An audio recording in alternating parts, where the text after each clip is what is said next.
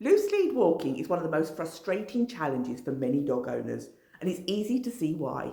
It's not natural for dogs to walk at our pace in a straight line without rushing ahead to explore all the amazing smells, sights, and sounds around them.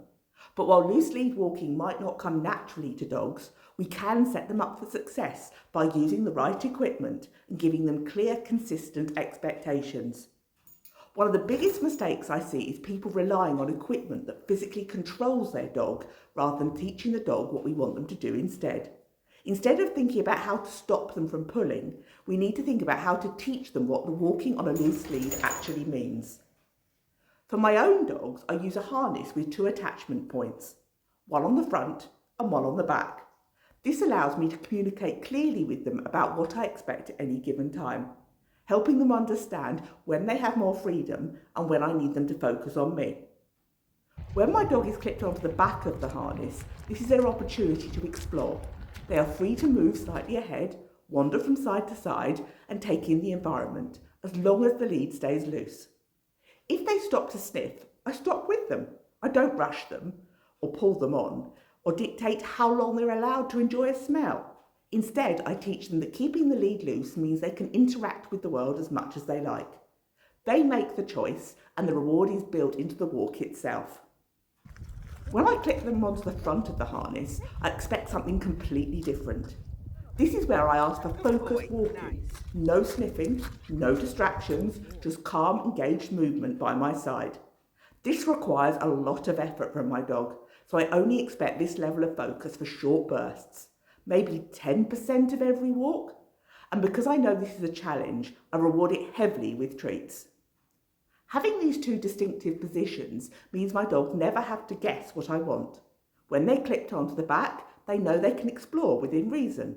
When they're clipped onto the front, they know it's time to focus. This makes loose lead walking much clearer and easier for both of us. Now, let's talk about what I don't use. I'm not a fan personally of any device that goes on a dog's head, like a head collar. Most dogs hate them, and for good reason. Imagine if someone put a strap around your neck and used it to control which direction you looked in.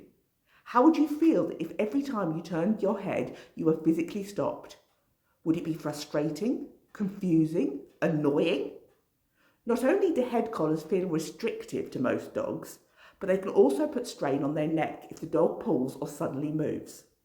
Dogs have very little control when wearing them, and that lack of control often makes them feel stressed or frustrated and will leave them rubbing their nose against objects or against the ground.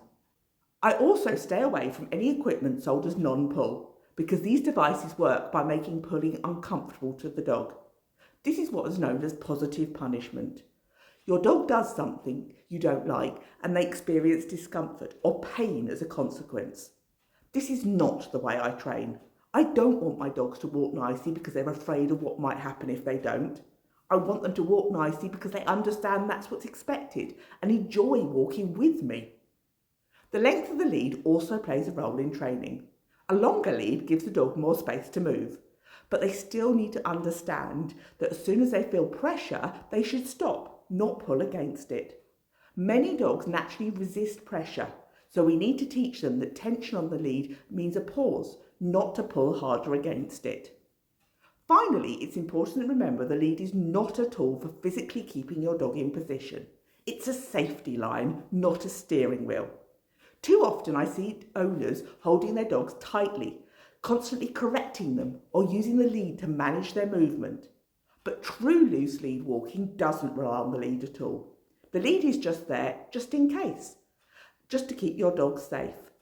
It should be loose because your dog understands what to do, not because they're being physically held in place. So if you've been struggling with loose lead walking, take a step back and think about the equipment you're using. Are you giving your dog clear signals about what's expected of them? Are they able to explore without pulling? Are you setting them up for success, or are you trying to control them physically? Switching to a dual clip harness, rewarding your dog for making the right decisions, and avoiding restrictive or punishment-based equipment can make a massive difference. Try it out and let me know how you get on.